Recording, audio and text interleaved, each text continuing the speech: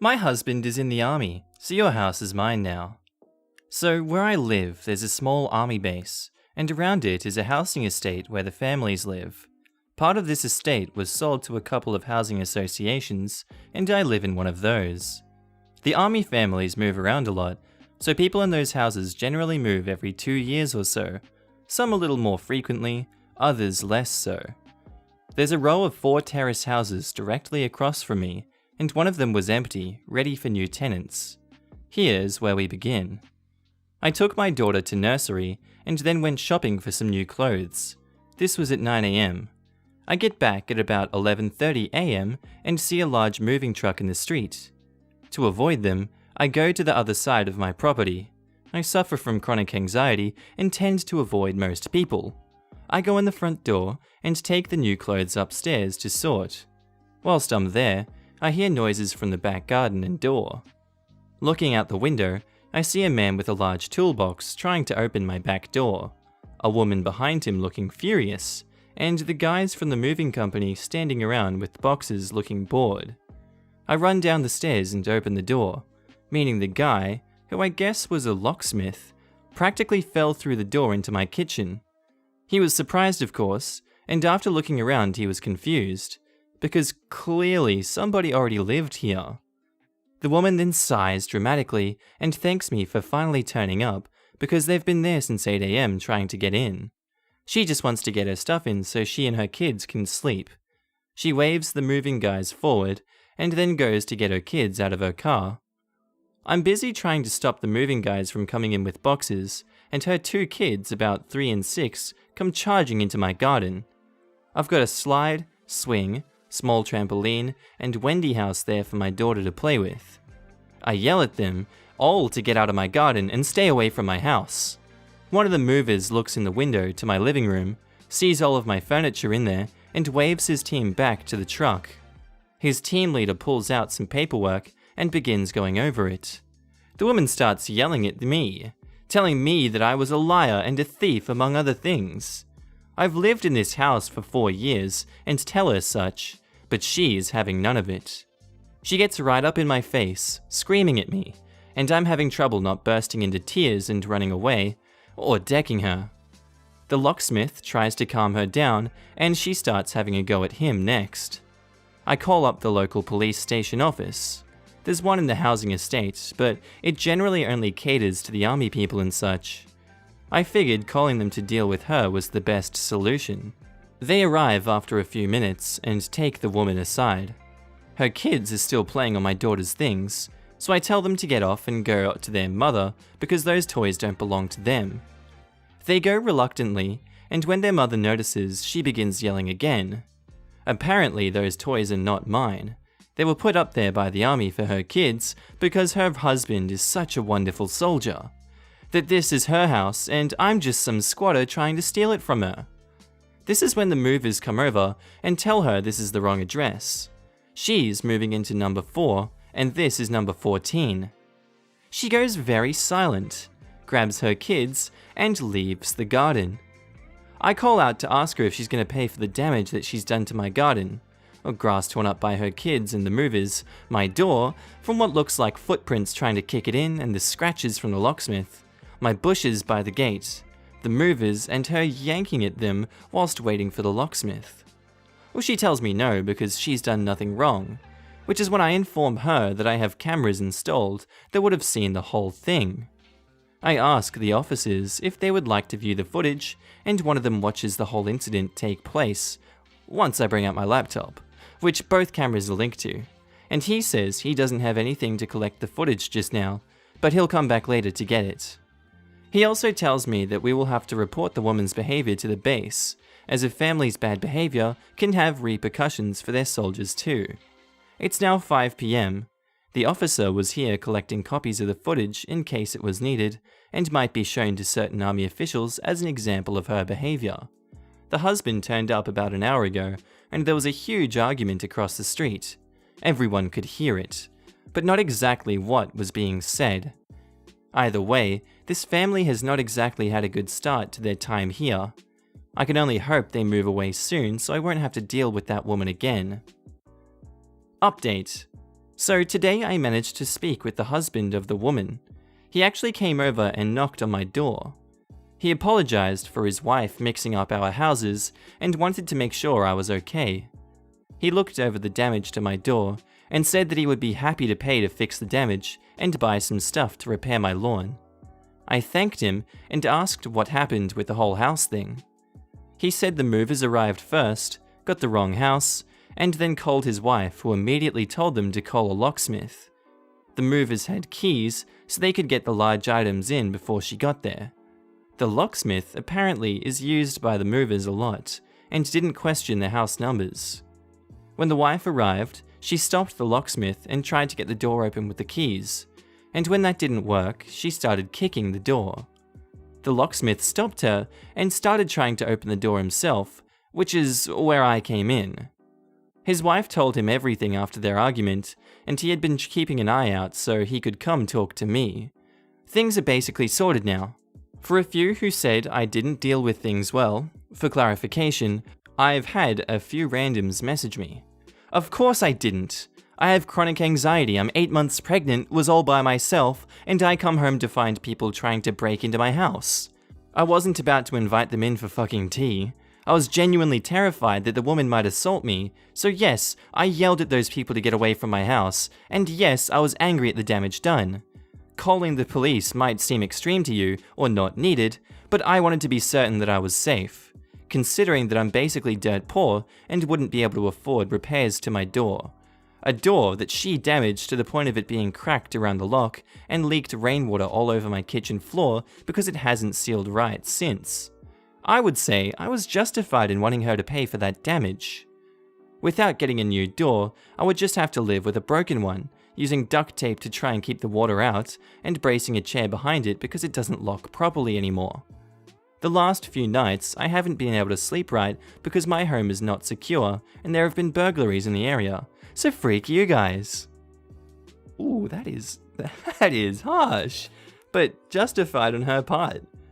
I don't know why people would be giving her crap for this. She doesn't deserve that.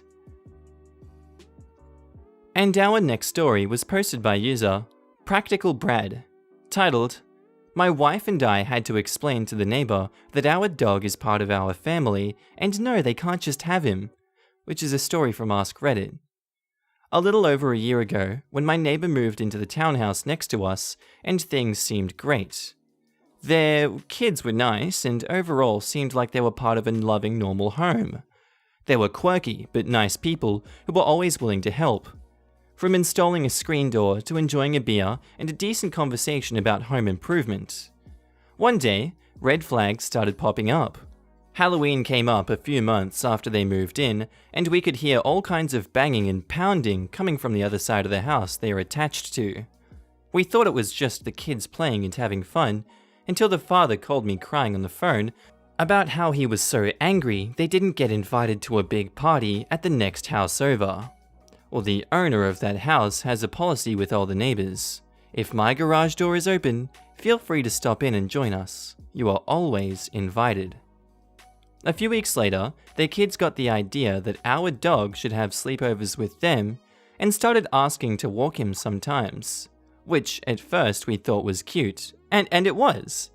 Until one day when the kids were asking about having a doggy sleepover once in a while, their mother pulled me away from my wife and said that it was really unfair that we get to have our dog all week long, and that they have to build their schedule to see him around our lives and when we are home.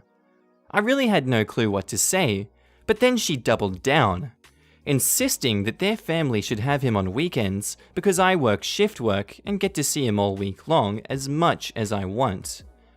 Our relationship with them ended after we caught one of the kids scratching our cars accidentally, and they told us to call the police when we tried letting them know what happened. We didn't want money for it or for it to be fixed. We just wanted their kids to be more careful. That's an odd story. And our next story was posted by user Amrinders16, titled, "Karen crashed into my Jeep and expects me to pay her cash for her damages because her children will starve if she pays to fix her car." Oh, that was a lot. So, some backstory. I own a Jeep. Hashtag Jeep life! Fully built, lift kit, ADD bumpers, the whole shebang. So one day, I'm coming home from work. It's a summer day. The roof is off and I'm having some open top fun. Stop at a red light and suddenly skrrr, bang! I drive forward slightly and go back to assess the damage, and lo and behold, it's a Mercedes C-Class. The new one, that as well. Completely destroyed from the front, and my beautiful Jeep had no damage, apart from a few scratches. Quick detraction, I can vouch for that one. Jeeps take absolutely no damage, I know from experience. I went on to check the passengers of the Mercedes. Got them out, and luckily she was unharmed. These Mercedes are definitely safe. Under a minute after she's out of the car, she starts screaming about how I wrecked her car. I told her calmly that she was the one who rammed into me. I think she understood how my hitting her would be impossible. I offered to share our insurance details because I knew that Mercedes damage doesn't come cheap. But she said she didn't have insurance. She insisted that I pay her $10,000 cash. How she got this number, I don't know. I said that she was just plain wrong as 1, she hit me, and 2, it's her fault for not having insurance.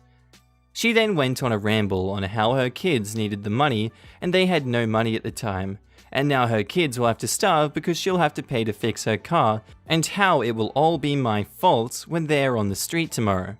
Yeah, on the street with a Mercedes my ass. That is why you should have insurance, boys and girls. But no, she said that she would call the cops if I didn't pay her. I refused as this is just dumb, so then she called the cops. Yeah. Cops came, assessed the damage, and asked us what had happened. And she said, and I quote, "He backed into me at full speed on a red light." Shake my head. Then they asked me what happened, and I told them. And it became a he said, she said situation. Luckily, a shopkeeper was there and saw the whole thing, and even captured it on a surveillance camera. Needless to say, I came out on top. Cops got her for reckless driving and driving without insurance. She then started yelling at the cops about how they would just let a criminal get away. They explained that I did nothing wrong, and they now had video evidence. The partner of the cop came to me and told me if I could drive, I can leave. So, I got in my Jeep and left. Never want to have a Karen experience again. 10 out of 10 not worth it. P.S. If you have a lifted Jeep with heavy-duty bumpers, a Mercedes can't do much damage. And now there's an update. I really want to see this one. Okay, this one's titled, "Karen wants to sue me now over the post from the Jeep accident." So guys, Karen read my post. Who knew? I certainly didn't. I just received a direct message from Karen in all caps as expected. She basically said how I already destroyed her car and left her penniless and her children starving. I am so over this. And now she wants me to take down the post because it defaces her. She said, and I quote, "You know this is illegal, right? You have no right to talk like this about me. You already wrecked my car that I have to pay out of pocket for now. If you don't take this down immediately, I will report you and sue you for attacking me." I explained to her that neither was her real name mentioned, nor the place where this happened. The only thing mentioned was her car and how she was being a big jerk. But no, she threatened to sue me for defacing her beautiful reputation. Ow! So yeah, that happened. I advised her against this, but she said that she had my license plate number, and if this post is not gone by tomorrow, I will be receiving some papers. I am not worried at all, as she doesn't have a case, as I didn't mention anywhere her name or any revealing information at all. But if there's anything that I missed that can cause me a problem, please tell me, as I don't really want to take a wrong step. P.S. For all those ones asking, yeah, the Wrangler and I are fine. It was built to take a punishment, and so was I. I also contacted the shopkeeper, who has agreed to pass me the recording. Ah yes, OP. I'm definitely sure there was no one, just saw the post and was like, I'm gonna go fuck with this guy. This is gonna be hilarious. Let's make this, let's blow this up, because this is gonna be a really fun time. Anyway, guys, that's all we have time for today. That's the last story of the day. I was not expecting a 2-part series. I didn't see that when I first went through these. If you liked it, leave me a message in the comments. Hey to all you guys that are stuck in here, as the channel has not been too good so far. There was like 2 weeks there where I wasn't posting. Shout out to Grandma Nancy for always being cool. If any of you guys want to shout out at the end of the videos, I'm more than happy to do them. And yeah, if there's anything else you guys would like, please tell me in the comments. Any other subreddits? I know I read the popular posts sometimes, as you guys have said. I will work on that if you'd like. I can try the more niche stories, but they're not real sometimes, and I don't like reading some of those ones. But yeah, if there's anything you guys would like to see, tell me. Leave me a message. I'll reply. Let's have a chat, and I'll see you in the next episode. Bye!